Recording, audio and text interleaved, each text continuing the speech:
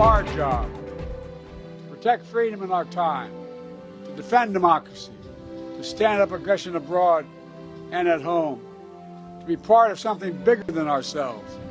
President Biden speaking in Normandy today, honoring veterans and the importance to fight for democracy. Plus, highlighting heat safety in the valley, how plants can help keep you cool in hot temperatures. And tracking the latest in our wildfire watch as we are well into wildfire season, the latest updates on the Bravo and the Adams fire. Thank you for choosing us on this Friday. I'm Megan Thompson. Let's give you a look outside on this hot day as we do remain in weather action mode. Temperatures are expected to be well over 100 degrees here in the valley. Let's bring in meteorologist Jorge Torres, who's tracking the extreme heat for us.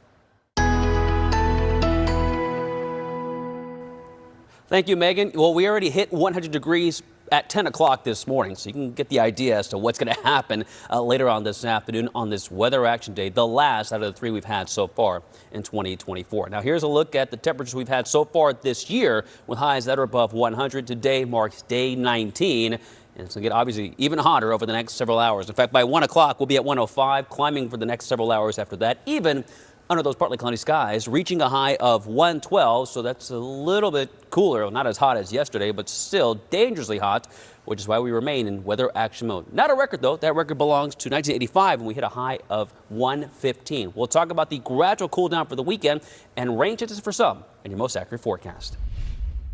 President Joe Biden delivering remarks on freedom today in France, marking the 80th anniversary of D-Day. The president drawing a connection between the Allied powers' fight to liberate Europe decades ago and defending Ukraine's democracy against Russia's dictatorship today. ABC's M. Wynn has the latest from Washington. The president marking the 80th anniversary of D-Day from Pointe du Hoc, warning of the threat against democracy. American democracy asks the hardest of things, to believe that we're part of something bigger than ourselves. So democracy begins with each of us. The president drawing the common cause between the Allied forces to free Europe and defeat Nazism to today's effort to support Ukraine against Russia's aggression. Biden meeting face-to-face with Ukrainian President Zelensky. President Biden issuing his first public apology to Ukraine for the congressional delay in military assistance, which may have helped in Russia's ongoing major offensive in the Northeast. We had trouble getting the bill that we had to pass that had the money in it from some of our very conservative members who were holding it up. The U.S. president blaming Republicans for holding up the $61 billion military aid package, announcing an additional $225 million in security assistance. I assure you, the United States is going to stand with you. We're still in. Completely. This coming a week after Biden broke from a long-standing policy and granted Ukraine limited permission to use American-made weapons inside Russia. In an exclusive interview, World News Tonight anchor David Muir asking Biden if that could escalate the war by more directly involving the U.S. It theoretically could, but it's not likely. Look, the idea that Russia, this juggernaut that is absent nuclear weapons, this conventional juggernaut. You know how many troops they've lost so far? 350,000 dead or wounded without a single American troop being engaged by supplying the Ukrainians with the weapons they need. President Biden and the First Lady plan to enjoy a state dinner tomorrow hosted by the President of France. The pair are expected back in Wilmington, Delaware, Sunday. M. Wynn, ABC News, Washington. Today, ABC15 will be following up as two suspects in the alleged fake electors case are set to be arraigned. Former White House Chief of Staff Mark Meadows and former Trump 2020 campaign official Mike Roman are set to be formally charged. We're learning Meadows is pleading not guilty. They are among the 18 suspects accused of trying to overturn the 2020 election by giving Arizona's electoral votes to Donald Trump. An update on a case ABC15 has been following for months. A second teen has now been arrested in the shooting death of a Valley cheerleader, Gia Jeanette Brown, in West Phoenix last September. Phoenix police arrested the 16-year-old boy Wednesday night. Gia was just 15 years old when she was shot while sleeping in her room back in February. ABC15's Ashley Holden went to a birthday celebration for the late teen, talking with family and friends who still wanted justice for her death. A 17-year-old was arrested in connection with the shooting back in January. Police believe the intended target was a family member of Brown's. The investigation continues as officers tell ABC15 they believe there are still more suspects out there. Saying a final goodbye to a hero. Tomorrow, a public memorial service is planned for Officer Joshua Breeze. The 23-year-old Gila River officer was killed in the line of duty last weekend, shot responding to a disturbance call at a house party. 23-year-old Alcian Apka also died in the shooting, and another officer was injured. The memorial service happens tomorrow at 9 a.m. at the Sun Valley Community Church in South Gilbert. As for the shooting, the FBI is now investigating. Following up now on a story you may have seen as an ABC15 breaking news push alert to your phone yesterday. Today, we're learning the Brimhall Aquatic Center in Mesa is now closed. Our team's confirming with Mesa firefighters 7 people, including 2 kids, went to the hospital after a hazmat situation involving a mixture of baking soda and bleach. We are told the 2 children were taking part in swim classes. The other 5 people involved were City of Mesa employees. ABC15 reaching back out to firefighters to try and find out their condition. But it is important to know situations like this can quickly turn dangerous at your home too, even if you're dealing with common chemicals. So ABC15 asked a pool maintenance expert what we all need to keep in mind as we head into pool season. Mix chlorine with anything, you're asking for trouble. Chlorine gas was used in World War I as mustard gas, and so it's the same kind of thing. You can create that in your backyard if you're not careful. The best rule to follow here: if you need to add 2 chemicals to the pool, read the back of the bottle first and try to add them at different times. If you can't do that, you can add them at different ends of the pool. ABC15 staying on top of breaking news. 4 people looking for a new place to stay after apartment fire near the I-17 in Cactus. We checked in with firefighters. They tell us no one was hurt. It's not clear, though, what caused the fire. On this Weather Action Day, we were reminded it is not even summer yet. So as we run our ACs and brace for those higher power bills, ABC15 is finding a way you can use your yard to save. ABC15's Amelia Fabiano is at Moon Valley Nursery with the experts for plants that could help lower your cooling bill. Hey, we're at Moon Valley Nursery, and surprise this morning, a beautiful but hot Friday on tap for us, right? And as we're saying, it's not just people and pets that this extreme heat we're dealing with can be dangerous for. It's our plants and our garden as well. So we want to get you all ready for the day and really the summer ahead, because it's only the beginning, right? First excessive heat warning of the year. So I've got Nico here with me with Moon Valley Nursery to talk all about how to protect our gardens during the heat. Yeah, so if you have a vegetable garden, let's just say, feel free to put a sun sail over it or move them to the side of the house where it's only getting half-day sun. Prefer morning sun over that. When it comes to your trees and shrubs, you're going to want to build a well around the bottom of the plants instead of keeping the rocks right up to the trunks of everything, and then mulch them a couple of inches. Add that extra day of water to your summer watering. So 3 to 4 times a week right now is what we should be watering.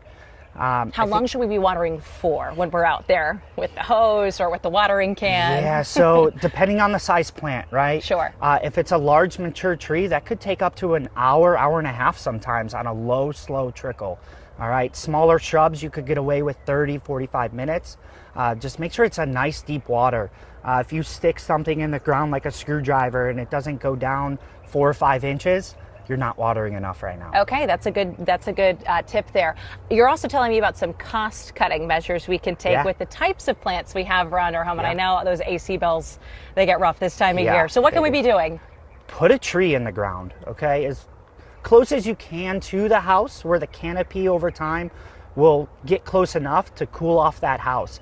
Think of it, it's a living, breathing organism, right? So when it breathes out, it's gonna expel some moisture, and in return acting like a swamp cooler. So it's gonna cool off the yard, and the shade will block it from the sun, in return lowering your energy costs. Okay, so a good investment to also protect your home as well. Nico, thanks so much getting us ready for the summer ahead. We'll send things back to you. Our record-breaking heat has many of us looking for a cool, fun getaway. Our Zach Perry has a scenic trail that checks all the boxes for anyone looking to escape in the beautiful Arizona nature. Hey there, Megan Thompson, tracking those weekend construction projects as you make those plans, including those plans that may include escaping those triple digits and heading to the high country. The I-17 Black Canyon Highway in that northbound direction is going to close down again this weekend from Happy Valley Road up to the Loop 303. So this starts at 10 p.m. Friday, lasts until 5 a.m. on Monday. Try and beat that closure if you can. If you can't, you're going to be detoured. This is going to be the alternate you'll take westbound Happy Valley Road. Then you'll use northbound Lake Pleasant Parkway to connect to the Loop 303. They'll take you all the way around back to the 17 and beyond that closure. In the East Valley, the Loop 101 in your northbound direction of the Price Freeway between Warner and the 60, the Superstition Freeway interchange, that will close at 9 p.m. Friday, lasting through the weekend to 4 a.m. on Monday morning is when we'll see that reopen once again. So in the meantime, you're going to want to use those side streets to get by. In that northbound direction, you've got Dobson or McClintock through that area. Now, the Broadway Curve Improvement Project does continue. This isn't a closure, but we will see some lanes restricted. So give yourself some extra time as you're traveling on the I-10 in that westbound direction as you're making your way from Broadway Road to about 48th Street to the 143. That's going to be 10 p.m. Friday till 4 a.m. on Monday. We posted these online to review at ABC15.com. Have a great weekend. The weekend is almost here, and here at ABC 15, we're helping smart shoppers find some free ways to have a fun time with your family. While we are excited every Friday, today is a special one. That's because it's the first Friday of the month, which means Roosevelt Row in downtown Phoenix will transform into a family-friendly street festival. Our own Jimmy Warren out in downtown Phoenix with what you need to know if you want to go check it out. Well, event organizers tell me that safety is top of mind if you plan on visiting here in downtown Phoenix for First Friday. I have to tell you that I grew up in the Valley, but every time I'm downtown, I see something new. This is an APS substation, but it's decorated with these gorgeous murals. So just one of the places that you can walk by if you're at this event later tonight. I have Katrina with us. Katrina, this is a massive effort to make sure that everyone is staying hydrated and just okay in general when they're out in the heat tonight, because it's going to be very hot out here. Absolutely. What's great about First Fridays, it takes a lot of community partners to make it happen. Both large and small businesses are involved. And so those community partners are all about the community. They want them to be safe. They want them to have a good time. So in Roosevelt Row, where you see vendors, there will be water stations in various areas throughout the neighborhood. On historic Grand Avenue, the businesses there are ready with water, educating people on dehydration, pointing people to relief centers. I mean, we know this is intense, but we want everyone to enjoy. Yeah, because you told me that more people are expected to be visiting this First Friday than even in May. So we're expecting a lot of people out here. Tell me, what do you want people to feel when they come out? First Fridays, what makes it great is that it makes the artistic contribution to our city so visible.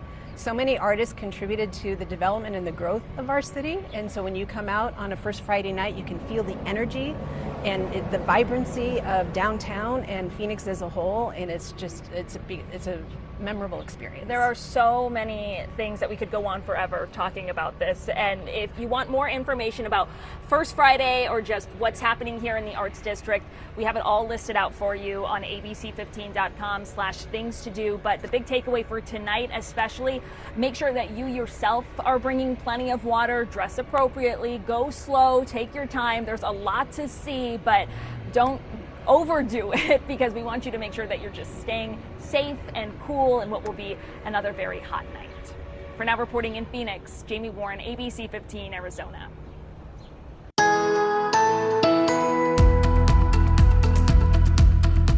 And you'll likely want to trade that beer for some water tonight, because temperatures at First Friday will still be well above 100 degrees, even right around 6 o'clock. In fact, this morning, it was a toasty start, a potentially record warm start with a low of 87 degrees.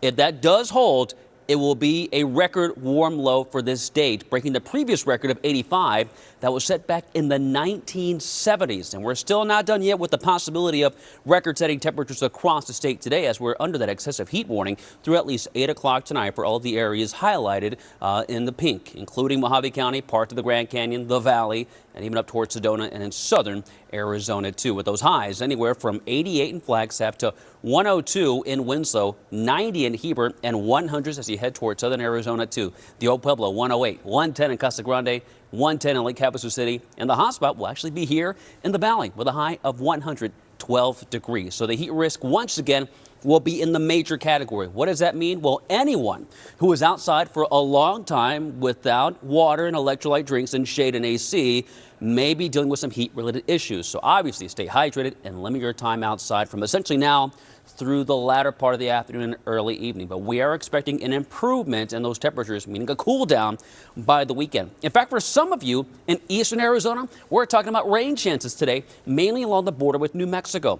But the concern is because it's still dry throughout much of the atmosphere, you're not going to get a lot of rain, but you'll get lightning and gusty erratic winds, meaning the possibility of dry thunderstorms, which will elevate the fire risk across eastern Arizona. In fact, in northern Arizona, you'll be in that elevated risk for fire too. We are monitoring that Bravo fire that's near Belmont, west of Flagstaff. Of course, we have a crew up there right now, so monitoring that situation for you very carefully over the next several hours. Now, Futurecast is showing that chance for a few spotty showers mainly across eastern Arizona tonight. And tomorrow, a little more cloud cover, which will allow those temperatures to drop a little bit more, still staying well above 100 degrees through at least next week. So here's your 7-day. We go from 112 today to 110, still hot tomorrow, 107 on Sunday. Potentially for some air quality concerns Monday of next week, but a high of only 105. Short-lived, though, because we're back to 110. We're not done yet with that for sure. Tuesday, 111 Wednesday, and those temperatures may dip a little bit more beginning Thursday, but those lows staying warm too, but eventually cooling into the 70s on Monday morning. Are you craving a magical weekend escape from the heat? Nestled in the Apache Sitgreaves National Forest lies a scenic trail straight from the pages of a fairy tale book. Thompson Trail number 629. A 5-mile out-and-back hike near Greer, where you follow a nature path along a babbling brook winding through a dense forest that leads you to a beautiful open meadow that is perfect for fly fishing. Trying to take advantage of doing some fly fishing in a stream. Not a lot of that down in Tucson.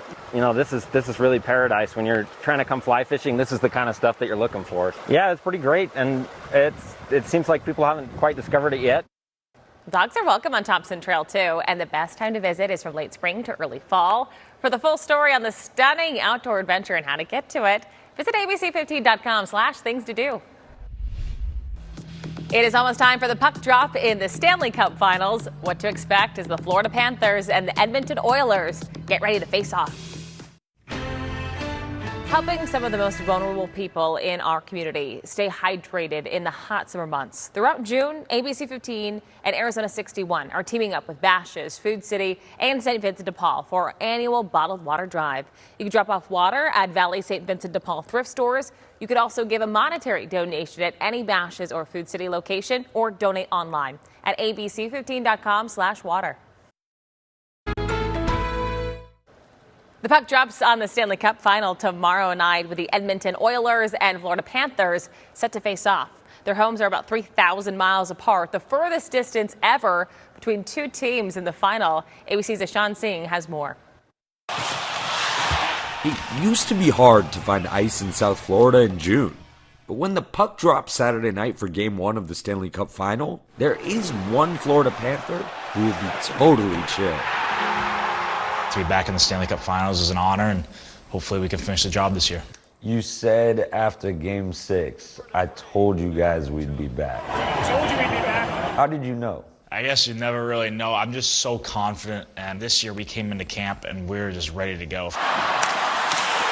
North of the border, hockey is as common as snow. And the name Connor McDavid, the superstar center from the Edmonton Oilers, is a name everyone knows. What would this moment mean? It means a lot to me. It's taken a lot of work to get to this point, you know. We're all living out our dream. It's exciting. Edmonton has not won a Stanley Cup since 1990. For McDavid, it's not just about his personal dreams. It's about bringing a championship back to Canada. I truly believe that they're the best fans in the league. They've really pushed us along here. And while Florida has never won a Stanley Cup in the team's short 30-year history, it could be one step closer come Saturday. South Florida's a hockey place, man, right? It is now, yes. It's been very cool to see the evolution since I've been down here, and I think a championship would just be the cherry on top. And Marte punches it the other way. Here comes Corbin. Profar kicks it out there. Marte's into second, and it's 4-3 Diamondbacks.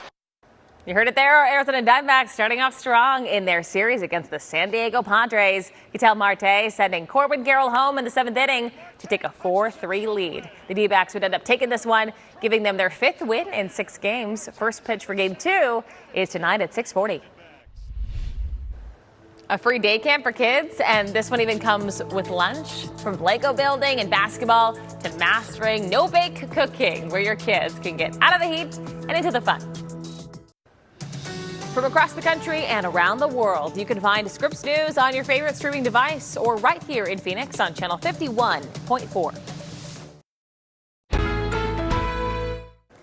Now to Hunter Biden's trial on gun charges. The president's son is accused of buying a gun while allegedly addicted to drugs and lying on a federal form for the gun purchase. His brother's widow, Hallie, taking the stand testifying about the gun at the center of the case. And the second witness called was DEA Special Agent Joshua Romig, testifying as an expert in the coded language used in drug trafficking. ABC's Morgan Norwood has more on the key witnesses expected to take the stand today. Federal prosecutors wrapped their gun case against Hunter Biden, calling 2 more witnesses today as they try to convince the jury that the president's son lied on a gun purchase application regarding his drug use at the time. Taking the stand this morning, FBI chemist Dr. Jason Brewer called as an expert witness, testifying that the brown leather pouch that contained Hunter's gun tested positive for cocaine. The second witness called was a DEA special agent who testified as an expert in the coded language used in drug trafficking. Meanwhile, the defense expected to call Hunter Biden's daughter Naomi to the stand as they try to blunt Hallie Biden's dramatic testimony from yesterday when she recounted when Hunter first purchased this Colt revolver. After Hunter's older brother Bo died, his widow Hallie and Hunter had a months-long romance, the two texting consistently that fall. According to the prosecution, Hunter at one point, weeks after the purchase, wrote to her, "I am a liar and a thief and a blamer and a user, and I'm delusional and an addict." But that's not what he disclosed on this federal form, selecting no to the question, are you an unlawful user or addicted to illegal substances? Hallie testifying that she cleaned out Hunter's truck, finding the remnants of crack cocaine and some paraphernalia, along with that Colt revolver. But under cross-examination, Hallie acknowledging that she didn't see Hunter using drugs or alcohol at the time, and that the remnants of the crack that she says she found, she said could have been from weeks or even months earlier. As this trial continues, President Biden towing the mark between president and father in an exclusive interview with World News Tonight anchor David Muir, saying he will accept the verdict regardless of what it is. Will you accept the jury's outcome, their verdict, no matter what it is? Yes. And have you ruled out a pardon for your son? Yes. And First Lady Dr. Jill Biden in attendance at the trial this morning, all before she flies back to France for tomorrow's state dinner. Meanwhile, the defense says they're still deciding whether Hunter Biden himself will testify. I'm Morgan Norwood, ABC News, New York.